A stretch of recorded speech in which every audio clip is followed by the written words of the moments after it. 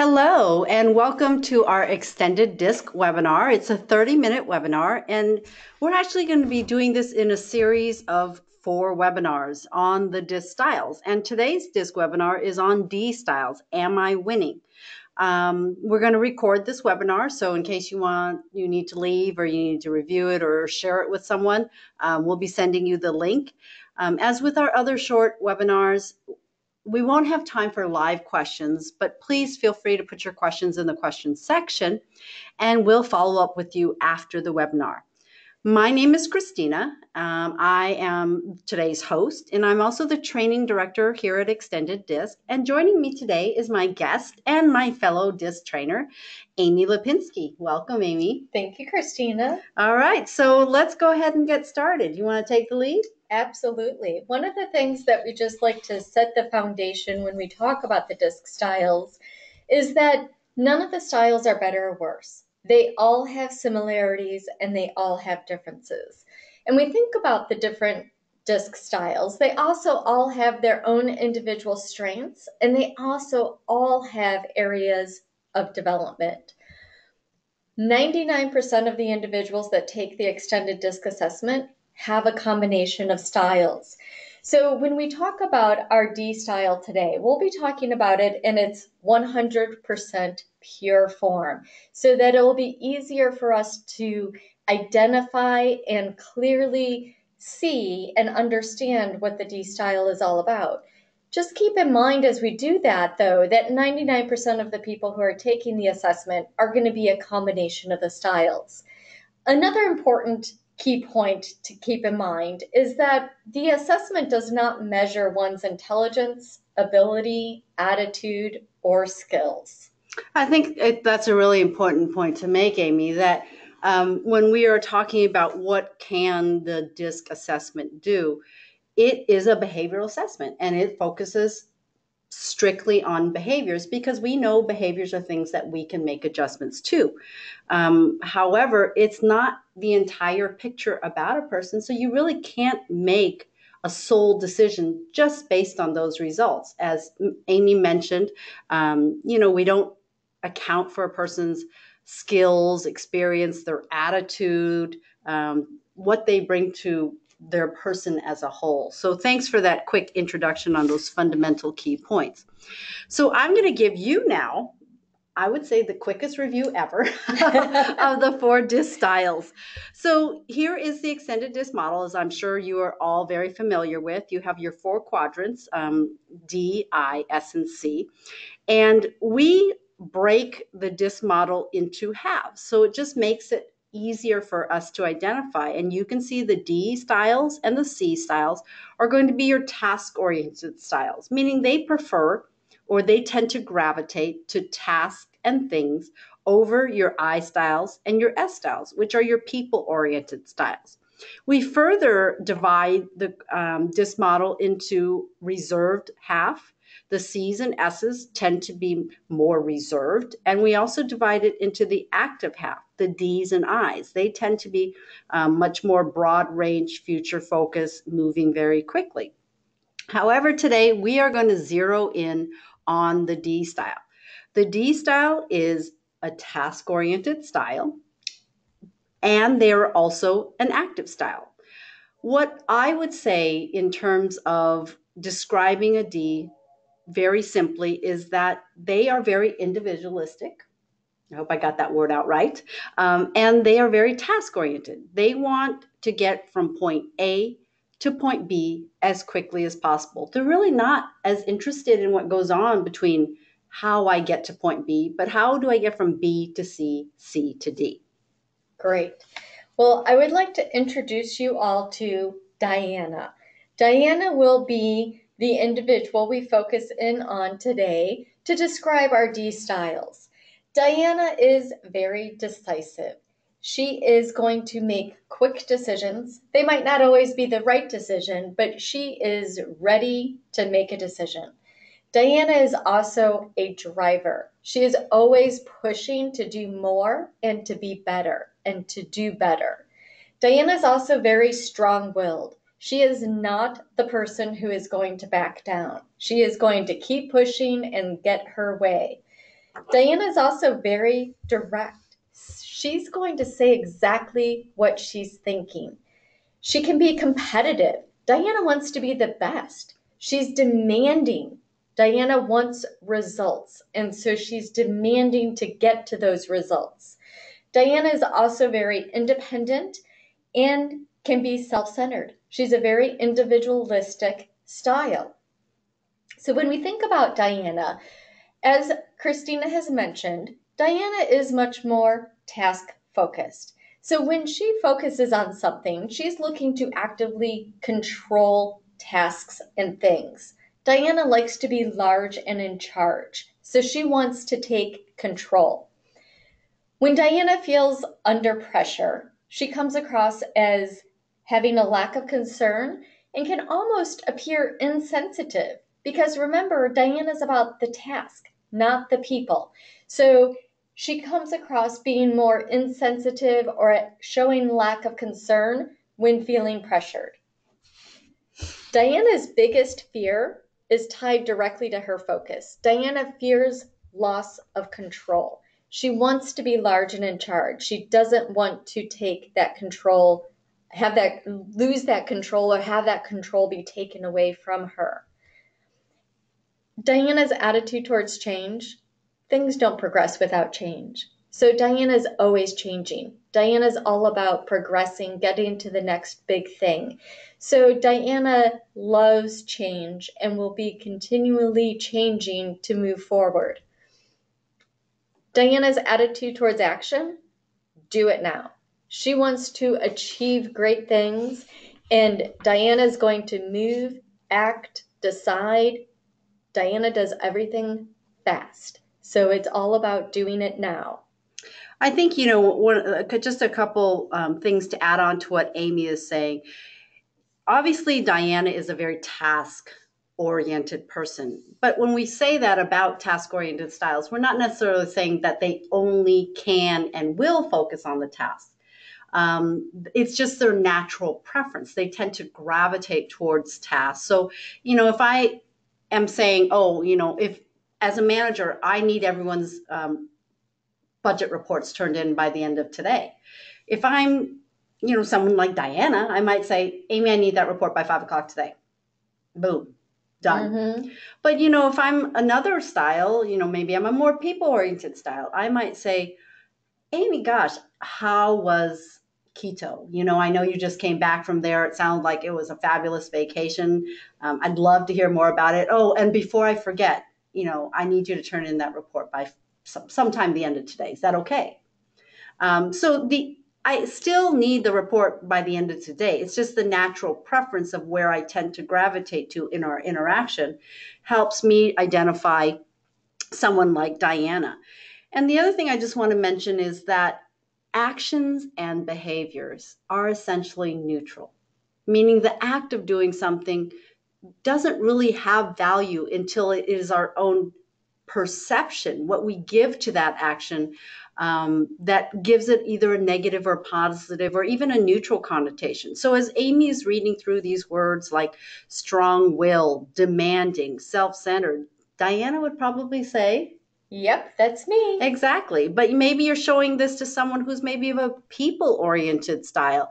And when they see the words strong-willed, competitive, demanding, self-centered, they might think, ouch, wow, this is probably a person who's hard to work with. But Diana's thinking, I'm demanding. I'm asking the best of everyone around us. That's her perception. Or the fact that I'm zeroing in, getting that task accomplished. She may not recognize that it's coming across to other people as, we have a little input we need to give too. You're not being a team player. You're being insensitive and showing that lack of concern now. Mm-hmm. So it's just things to think about. We're not out to bash any style. We're not focusing on, just the fact that, styles are very different from us. And we'll definitely talk about that today. But this just kind of gives us that pure meta level view, as Amy said earlier, of our coworker, Diana. Absolutely. So another way to think about the Dianas in your workplace, a great way to do that is their office space. take a look at your coworkers or your managers or even your client's office space next time, because every one of us, oftentimes based on our disc style, will create environments that we tend to be in a lot, which is our office, that we feel comfortable in, and that tends to give us energy because we know work is hard enough. So someone like Diana, she's going to obviously want the best office with the biggest window, with the best view, with the biggest desk. If she doesn't get that, maybe she'll still strive for, she wants, the latest technology. So she's going to have the newest laptop. And she'll arrange typically everything on her desk in a very efficient order, meaning she's that multitasker that Amy talked about. She's going to have everything at hand, so she can talk on her office phone while she's typing out an email on her laptop, while she can also check her texts on her cell phone.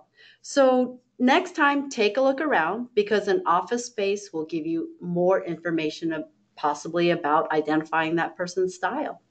And I think another thing to add to that too, Christina, is Diana doesn't have a lot of knickknacks or tchotchkes or pictures in her office space.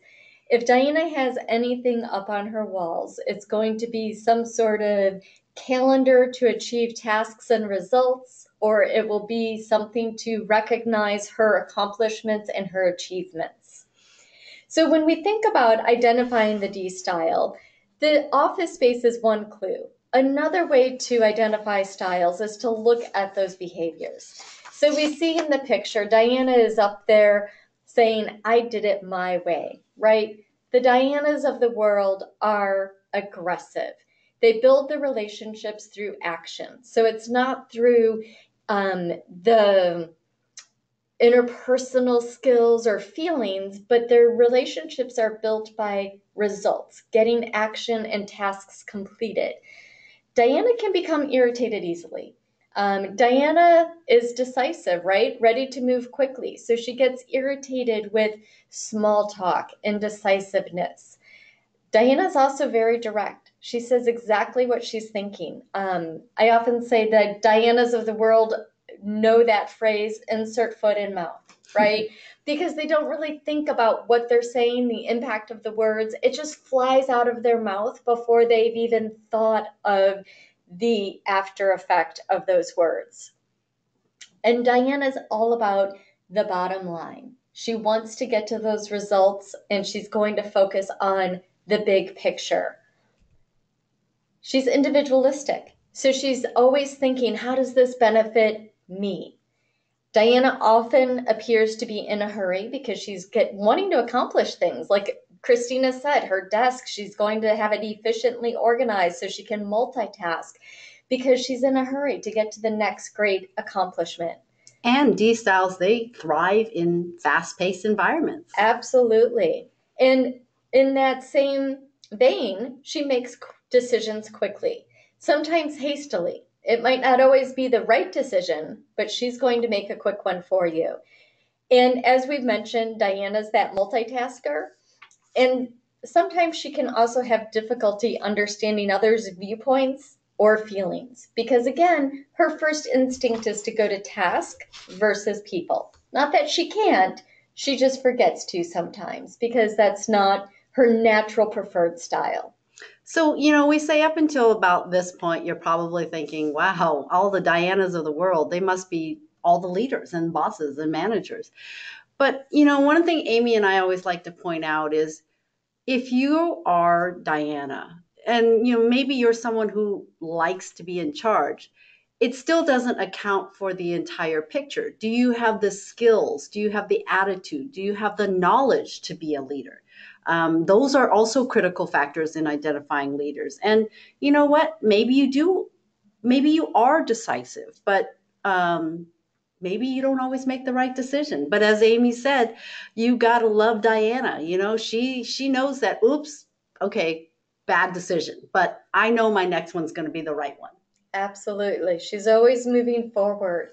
And it's a great point to bring in at this point, I think, too, Christina, the idea that We mentioned all the styles have strengths, yet all the styles can also overuse their strengths to the point that they become weaknesses. So let's go ahead and talk about those strengths. What do the Dianas of our world bring? What do we admire about Diana? So Diana is decisive.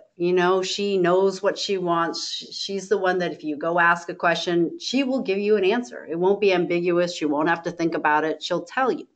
But sometimes Diana, when she's in her what we call her cruise control mode, or when she's feeling stressed or pressure, or she's just tired, we tend to revert back to our natural style and we rely on it and we sometimes overuse it. So when Diana is overusing that decisiveness that she has, she starts to tunnel vision. Like she's decided it's my way or the highway. It's all about black and white.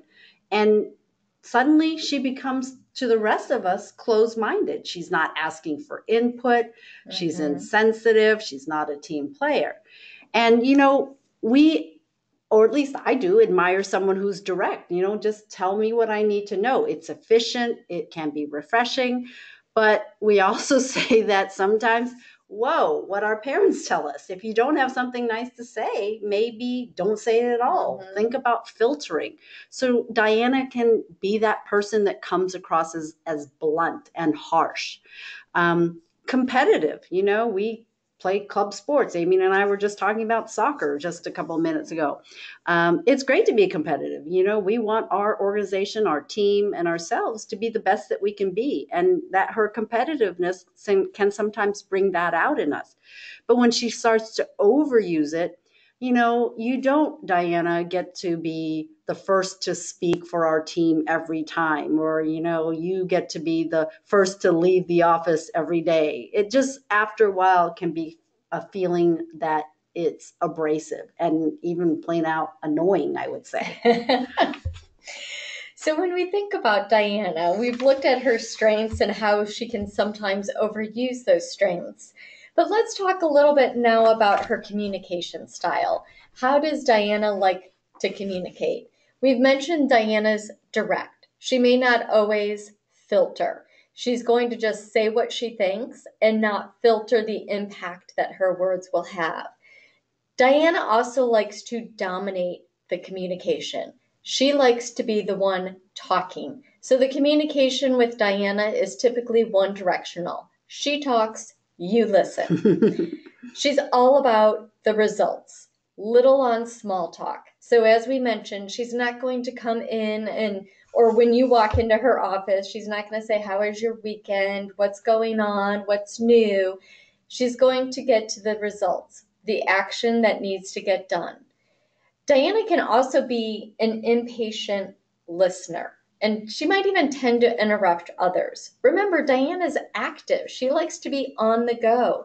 So she typically is already making decisions or knows how to finish your sentence or where you're going with it, or she thinks she has the right move forward that she'll just tend to interrupt so that we can get going on it as soon as possible. And my favorite is Diana can communicate her own views and opinions as facts. So earlier in my career, when I was first starting out and didn't know much about behavioral styles, I worked with a Diana. And I remember asking her one time, how do you know that? Because when she had an answer for every question you could ask her, and she had such confidence and command and presence as she answered it, I thought, how does she know all this? And she looked at me quite honestly and said, I just made it up. I love that. That's such a great story. Yes, but our Dianas have that confidence when they speak and when they answer, and they believe it. Right? And if it's the wrong decision, well, we'll just make a better one or a different one next time, right? They're easily able to forget those decisions, those bad decisions, learn from them, and move forward. That is such a great story, Amy. So here are just some tips for interacting with other styles. Let's just say you are the Diana of your office. So these are just tips and suggestions for you that, if you were to do some of these very temporary modifications and just be more consciously aware of how your style plays out and comes across to others, I guarantee you would be more successful. So first off, is be more patient. It's not about, oh, you have to be patient all day long. It's just sometimes just take a breath, just listen, talk less, listen more. Because as smart and as knowledgeable and as confident as the Dianas of the world are in their decision, we know that there are other people that can provide you with additional information for you to even make better decisions. Allow that time for small talk, because especially with your people oriented styles, you will get what you want more quickly in the end. So if you do say, if you spend that kind of few minutes up front doing that chit chat, then that person on the other side of the interaction, they're going to be more engaged. They're going to be more receptive to what you need to get out of that conversation. Slow down. Sometimes we, in our heads, know what we want to say, and we just want to get it out there and just keep on moving on. Mm-hmm. But you might be frustrated because you might have to go back and explain yourself. And that's not something we like to do as D styles. So consider slowing down. Focus more on feelings and emotion. What we practice, what we preach. We say that we are all styles, meaning that we all have D, I, S, and C in us. There are going to be styles that are more comfortable. In your case, Diana, it's going to be the D style, but you definitely have other behavioral styles in you, but you just have to focus more on them. Be aware, again, these might be your blinders, that in your hurry or in your focus to get the task done and move things along, you come across to others as someone who's just trying to ride roughshod over your team members. You're just trying to dominate the conversation. We know we know our own intent is that let's just move it along, let's get it done, and let's keep moving. But that can come across to others as insensitive, blunt, impolite, and sometimes it actually takes away your ability to succeed. But by having that self-awareness of not just how you come across, but how do you come across to others is going to get you closer to what you want faster. And I think it's important to let Diana know at this point too. We're not trying to change you, Diana. We're not saying you're broken. You don't need to be fixed. You're fine just the way you are. All we're mentioning is that, Diana, if you make some small temporary adjustments and you know strategically when to make them with the right type of styles and coworkers and customers and clients, it will help you to be more successful. And so thinking about the impact of your communications and your interactions with others and looking to be more successful, that some of these tips can help you get there. So when we think of Diana, each of our styles has preferred environments and feel comfortable in different scenarios. And as I mentioned, Diana likes to be large and in charge. So she prefers environments that are fast-paced and task-focused. She likes to be on the go. And she is most comfortable when she is in control. And Dianas like to take control because they prefer and feel comfortable with being in control. So we always say that if you want to engage and interact with Diana more effectively, it's not about giving up control or kind of giving her unlimited control where she walks all over you, but make sure that Diana feels as if she has a choice and she is more likely to interact and listen to what you have to say.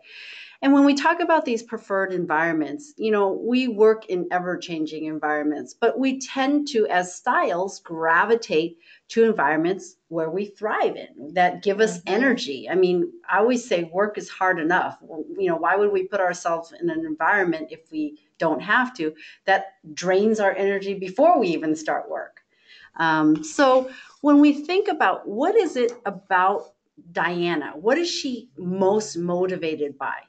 Obviously, when she is in control, she likes to be able to have the power to make the choices, to actively be in control of tasks and things.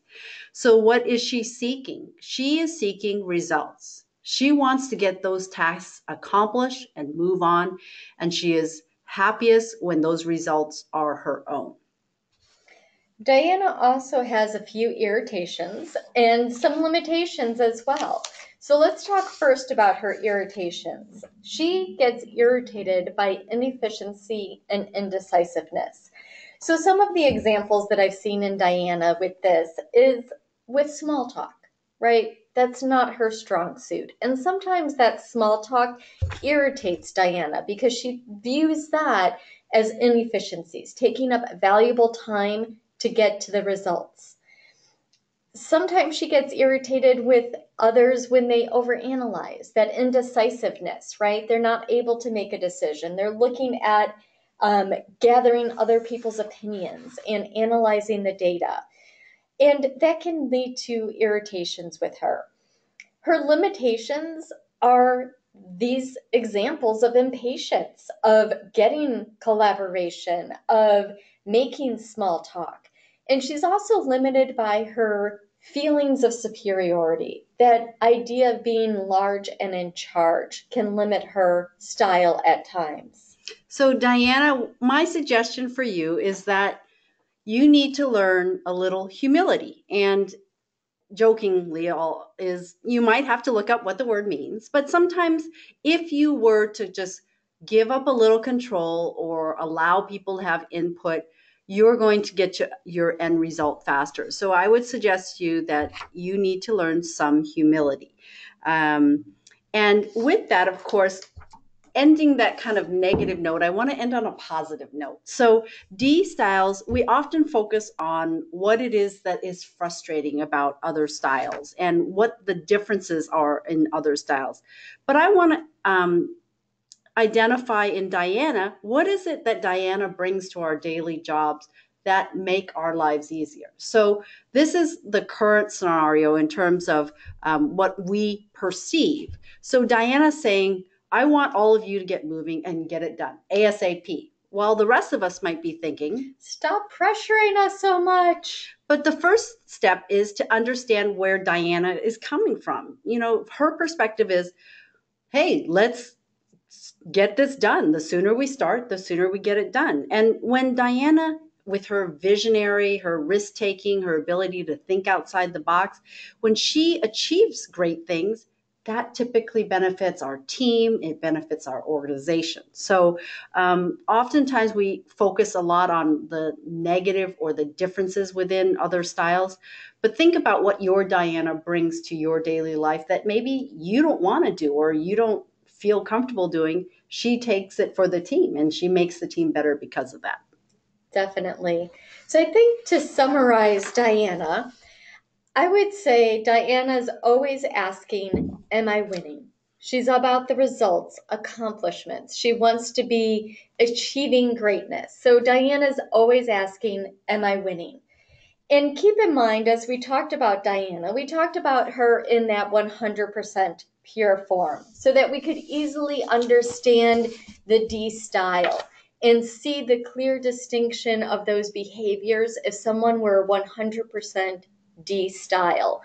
But we know that 99% of the individuals who take the extended disc assessment are a combination of styles. All right. Well, thank you for joining us today, Amy. Amy and I will be back next week where we're going to continue our disc style series, and we're going to focus now on your coworker, Ian. And the webinar will be called I Styles, Am I Liked? So join us next Wednesday, same time, July 25th. And thank you guys all for joining us today. Thanks, Amy. Thanks, Christina.